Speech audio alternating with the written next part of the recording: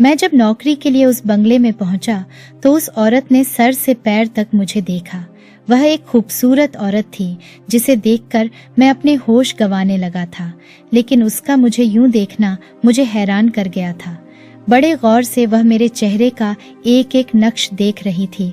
फिर मेरे दोस्त से कहने लगी, मुझे यह लड़का पसंद है, मैं इसे नौकरी पर रख लूंगी। उसने मुझे सैलरी भी अच्छी बताई थी।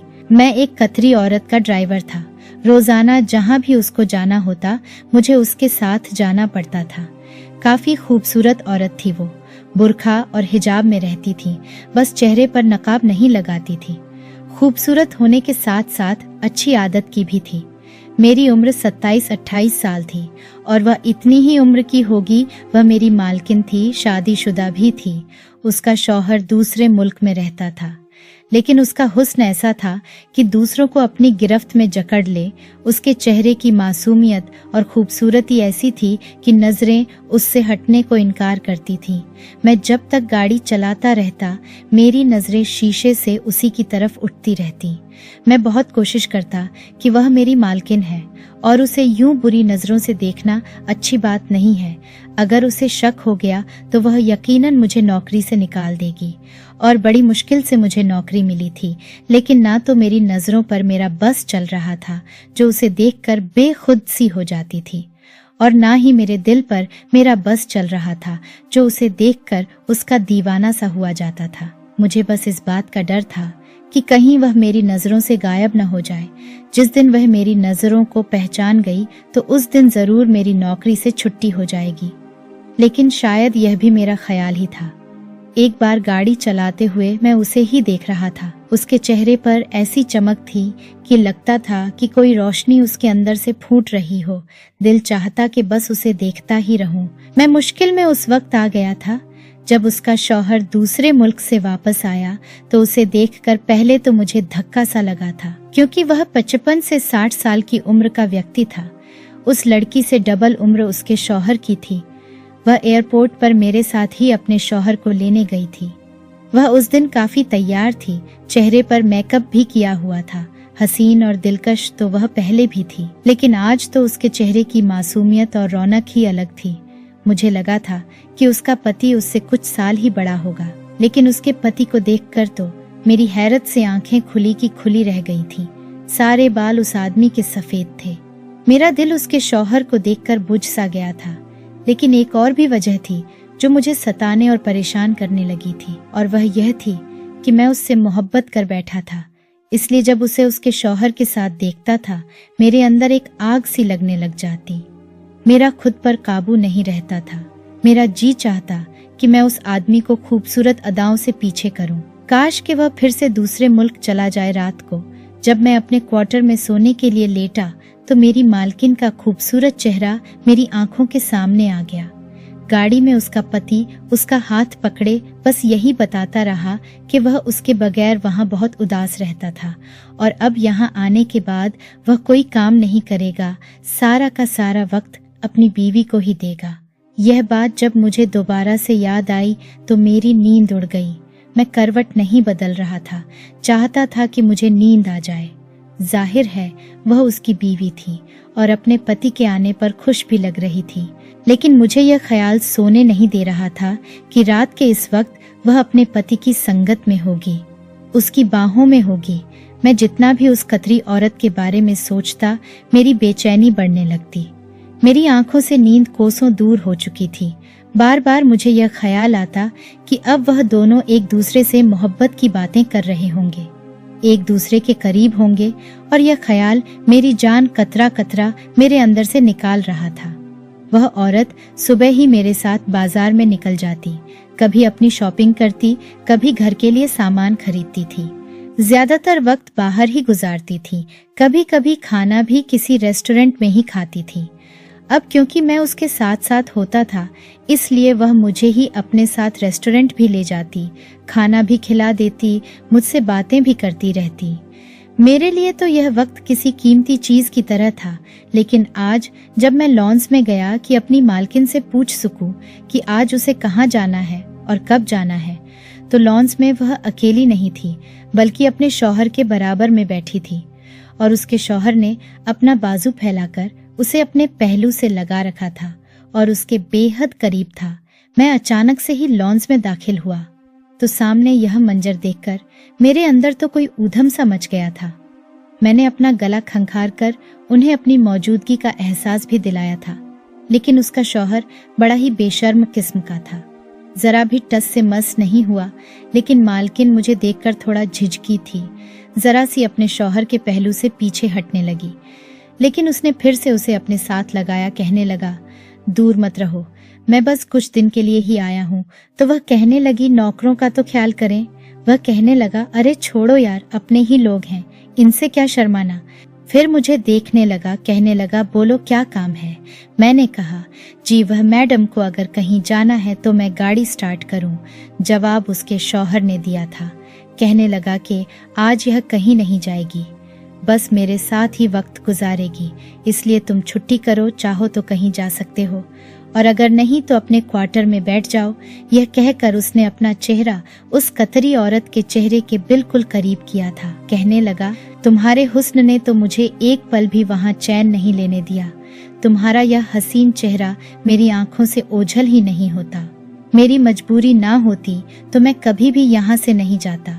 उसके शब्द और उसके यह अंदाज देखकर तो मेरे सीने में सांप लौटने लगे थे। यह औरत हुस्न का समंदर थी, लेकिन मैंने महसूस किया कि अपने पति की बात पर वह शर्माने के बजाय घबराई थी। पता नहीं क्यों मेरे दिल में यह ख्याल आने लगा कि शायद यह शादी मजबूरी और जबरदस्ती की है, क्योंकि वह अपने पति से कतरा रही थी। जब भी वह उसके चेहरे पर अपना हाथ फेरता तो वह हाथ पीछे कर देती थी। मैं वापस अपने क्वार्टर में आ गया, लेकिन फिर मुझे वही बेचैनी बेताबी तकलीफ देने लगी थी। आंखें बंद करता तो मुझे अपनी मालकिन मालिक की बाहों में नजर आती तो मेरा दिल जोर से धड़कने लगता। मैं झट से आंखें खोल लेता। ऐसा मंजर तो मैं सपने में भी लाते हुए घबरा रहा था। पता नहीं क्यों मुझे एक शादीशुदा औरत से मोहब्बत हो गई, क्यों मैं उसके हुस्न का दीवाना हो गया था, क्यों मेरा दिल उसका तलबगार होने लगा था। मुझे अपना आप बेबस लगने लगा था। अचानक क्वार्टर का दरवाजा खटका। इससे पहले कि मैं उठकर बैठता मालकिन कमरे में आई। मैं फौरन उठकर बैठ गया। कहने लगी, ऐसा करो कि मुझे फिटकरी और गुलाब का अर्क ला दो। मैंने हैरत से देखा था। मैंने कहा कि फटकरी गुलाब का अर्क, आप क्या करेगी उसका। यह सुनकर उसने नजरें झुका ली और उसका चेहरा लाल होने लगा। कहने लगी, वह मैं तुम्हें नहीं बता सकती। वैसे तो मैं रोज लेकर आती हूँ, लेकिन आज तुम्हारा मालिक मुझे छोड़ने को तैयार ही नहीं है। मुझे नहीं लगता कि वह मुझे बाहर जाने देगा, इसलिए यह पैसे पकड़ो और मुझे फिटकरी और अर्क ला दो। मैंने पैसे पकड़े, पूछा कितना, तो कहने लगी कि उस मॉल में जाना जहाँ से मैं घर का सामान लेती हूँ, मेरा नाम लेना। फटकारी गुलाब का अर्क मांगोगे तो वह तुम्हें खुद दे देगा। उसे पता है कि मैं रोज कितना लेकर जाती हूँ। उसे कहना कि मालकिन के शौहर वापस आ गए हैं, इसलिए मात्रा दुगनी कर दे। यह सुनकर मुझे थोड़ा अजीब सा लग रहा था। फिटकरी और गुलाब का अर्क का मालकिन करती क्या थी, और इस बात से क्या संबंध था कि मालिक आ गया है तो मात्रा दुगनी कर दी जाए। खैर, मैंने पैसे लिए और उसी स्टोर में गया जहाँ से मालकिन राशन का सामान लाती थी। मैंने जाकर मालकिन का नाम बताया और सामान डबल करने को कहा तो वह मुस्कुराने लगा। कहने लगा, हाँ हाँ समझ गया। वह बूढ़ा आया और उसने फिटकरी और गुलाब के अर्क की मात्रा दुगनी कर दी। उस दुकानदार की बात ने मुझे कुछ जिज्ञासा में डाला था। मैंने कहा, क्या मतलब। कहने लगा, छोड़ो यार, राज की बात है। फिर उसने मुझे फिटकरी और गुलाब का अर्क दे दिया। कहने लगा, ले जाओ, दे देना मालकिन को। मैं सोचने लगा कि फटकरी और गुलाब के अर्क में ऐसा भी क्या राज है। मुझे तो यह एक अजीब सी बात लगी थी। ये दोनों आम सी चीजें थीं। दुकानदार यह क्यों कह रहा था कि राज की बात है। अब मेरा दिमाग यह सोचने लगा कि आखिर मालकिन उस फटकारी और गुलाब के अर्क का करती क्या है। खैर, मैंने वह फटकरी और अर्क गाड़ी में रखा और बैठ गया, और घर पहुंचकर मैं नौकरानी को दोनों चीज पकड़ाने की बजाय खुद लॉन्स में चला गया। मालकिन ने उस वक्त बहुत खूबसूरत कपड़े पहने हुए थे और मालिक शायद कमरे में थे, क्योंकि लॉन्स में वह अकेली थी, और घर के बावर्ची से मालिक के पसंद के खाने का बता रही थी कि रियाज को बिरयानी बहुत पसंद है, इसलिए वह बना लो। मटन कीमा उसे बहुत पसंद है, वह भी पका लो। जब मैं लॉन्स में पहुंचा तो मुझे देखकर उसने बावर्ची को किचन में भेज दिया। कहने लगी, ले आए मेरा सामान। मैंने शॉपर उनके हाथ में रख दिया। शॉपर देखकर तो उनके चेहरे पर अजीब सी मुस्कुराहट फैली थी। कहने लगी, चलो शुक्र है कि तुम ले आए, वरना तो न जाने क्या हो जाता। मैं यह सुनकर और भी ज्यादा हैरान हो गया था। मैंने कहा, मालकिन आप करती क्या है? तो वह मुझे देखकर नजरें चुरा गई। कहने लगी, तुम छोड़ो, ये तुम्हारे मतलब की चीज नहीं है, खास औरतों के लिए है। ये कहकर वह कमरे की तरफ जाने लगी, लेकिन फिर न जाने क्या सोच के पलटी। मुझे देखकर कहने लगी, अपने मालिक से कभी यह मत कहना कि मैं तुमसे फिटकरी और गुलाब का अर्क मंगवाती हूँ। ये बात मेरे लिए और भी हैरानी की वजह बनी थी कि मालिक यह सुनकर ऐसा भी मालकिन के साथ क्या करेंगे कि मालकिन यह बात मालिक से भी छुपाना चाहती है।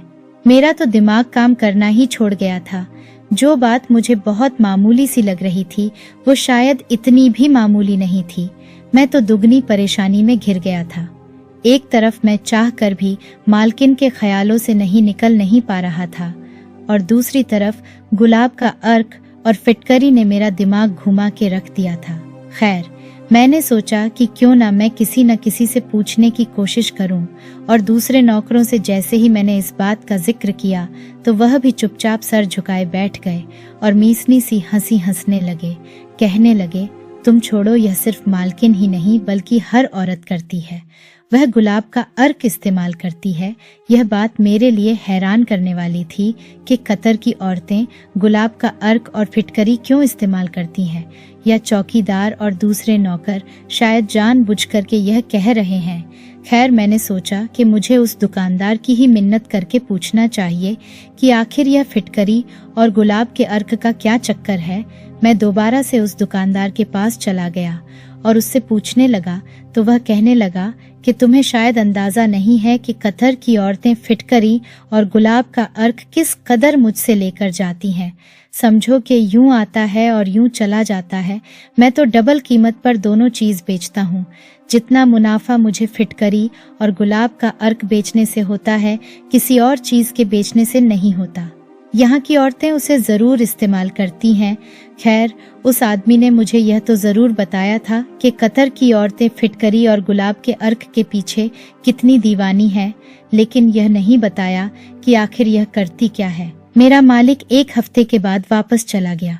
उनके जाने के बाद सबसे ज्यादा मैं खुश था, क्योंकि अब ज्यादा से ज्यादा मालकिन अपना वक्त मेरे साथ गुजारती थी। मैंने यह महसूस किया था कि जैसे अब वह ज्यादा आजाद और खुश है, वरना मालिक जब यहाँ होते थे तो उनके चेहरे पर एक अजीब सी उदासी सी होती थी।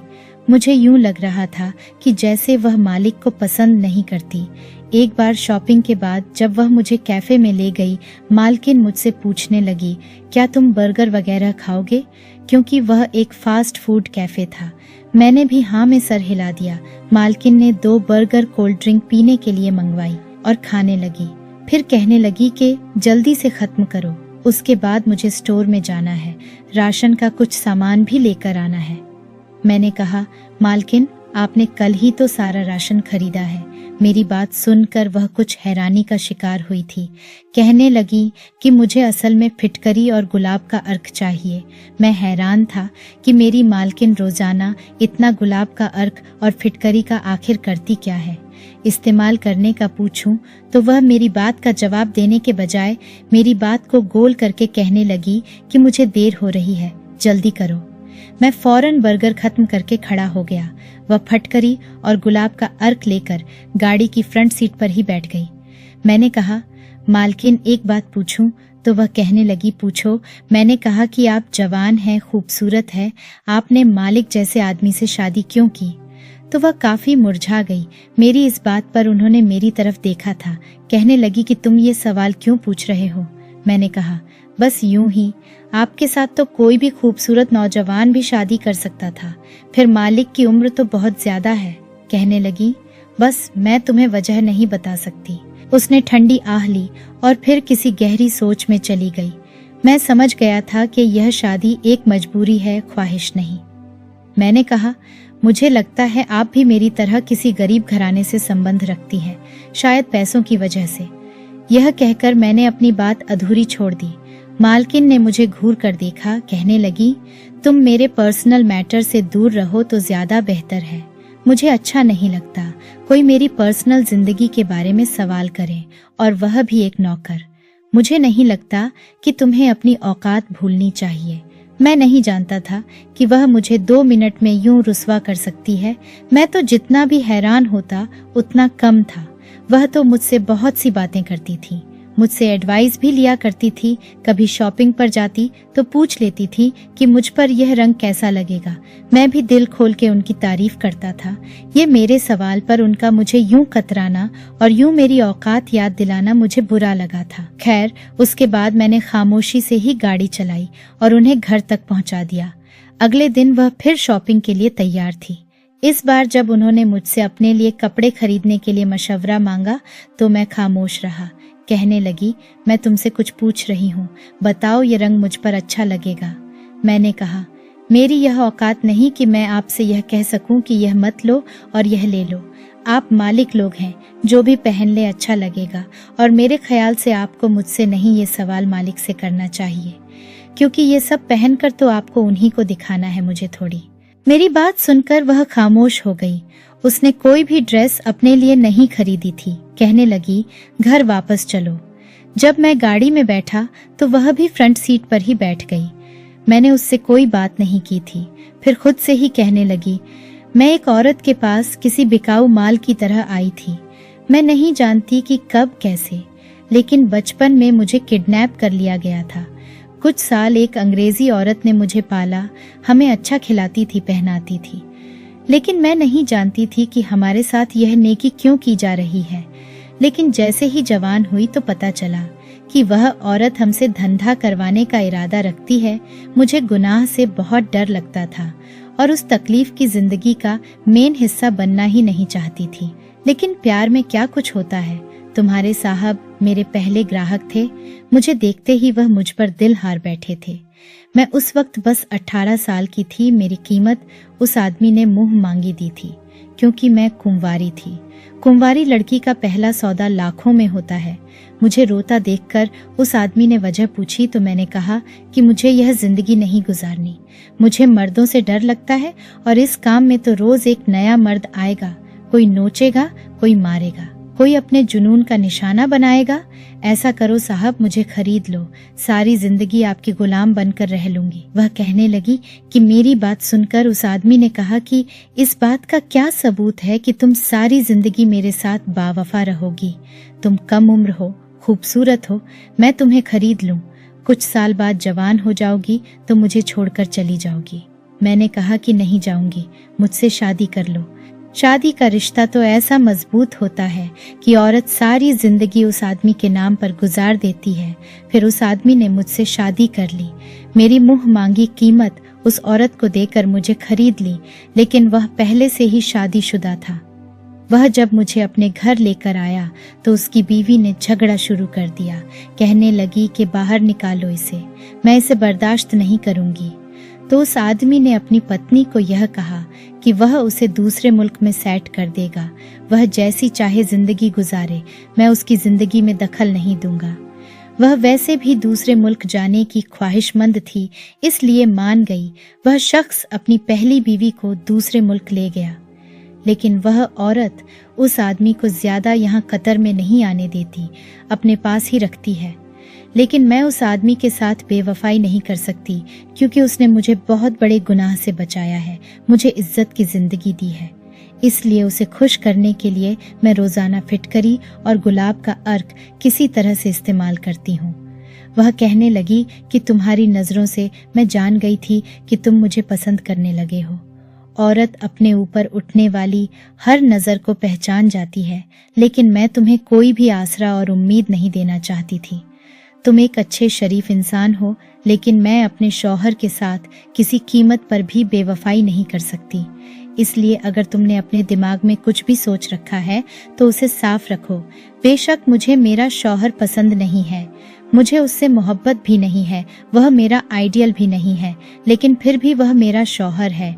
मैं उसके लिए उसकी खुशी की खातिर सजती हूँ, संवरती हूँ, ताकि वह मुझसे खुश रहे, क्योंकि उसने मुझे बहुत बड़े अजाब से बचाया है। मैं मर तो सकती हूँ, लेकिन अपनी दिल्ली ख्वाहिश की खातिर मैं अपने शौहर के साथ बेवफाई नहीं कर सकती। इस औरत की इस बात ने तो मेरा दिल जीत लिया था। वह वाकई अच्छे किरदार की मालिक थी। उसकी बातों से मुझे अंदाजा हो गया था कि जितनी मोहब्बत मैं अपने दिल में उसके लिए रखता हूँ, वह भी मुझे पसंद करती है, लेकिन मेरी खातिर वह अपने शौहर के साथ बेवफाई नहीं कर सकती। अब तो मेरे दिल में उसके लिए इज्जत और भी ज्यादा बढ़ गई थी। वह सच में ही इज्जत के काबिल है, लेकिन फिर वही सवाल कि वह फटकरी और गुलाब के अर्क का करती क्या है। मैंने कहा कि ठीक है, आप मुझे यह बता दीजिए कि आखिर आप फिटकरी और गुलाब के अर्क का क्या करती हैं। ये सुनकर वह कहने लगी कि बताऊंगी तुम्हें किसी दिन। फिर वह मुझसे कहने लगी कि मेरी एक जानने वाली है, बेसहारा भी है, उसकी एक बेटी है, बहुत प्यारी और खूबसूरत है। ऐसा करो, तुम उससे शादी कर लो। यह सुनकर मैंने हैरान होकर उसकी तरफ देखा था। एक ठंडी आह भरी तो कहने लगी कि तुम खुश रहोगे, वह बहुत अच्छी लड़की है। मैंने कहा ठीक है, आप कहती हैं तो मैं कर लेता हूँ। बहुत जल्द मेरी शादी उसने जरीना से करवा दी। वह भी बहुत खूबसूरत थी। मैं रात को वापस जरीना के पास चला जाता था। माँ बेटी अकेली रहती थी, इसलिए मेरी सास को मुझे अपने घर पर रखने पर कोई एतराज नहीं था। जरीना का हुस्न ऐसा था कि मेरे दिल में उसका मकाम और मोहब्बत बढ़ने लगी। मैं हैरान तो उस वक्त हुआ जब उसने मुझसे फिटकरी और गुलाब का अर्क मंगवाया था। मैंने हैरान होकर उसे देखा। मैंने कहा, उसका तुम क्या करोगी? कहने लगी, हमारे कतर की औरतें हुस्न में अपनी मिसाल इसीलिए तो रखती हैं। हम लोग फटकरी को पीसकर उसमें गुलाब का अर्क मिलाकर अपने चेहरे पर लगाते हैं, तो दाग धब्बे और दाने हमारे चेहरे पर कुछ भी नहीं रहते। चेहरा बिल्कुल साफ रहता है, चमकता है। ये सुनकर मैं अपना सर पकड़कर बैठ गया। मैंने सोचा था कि पता नहीं कतर की औरतें गुलाब के अर्क और फिटकरी से करती क्या है, लेकिन यह तो एक मामूली सी बात थी।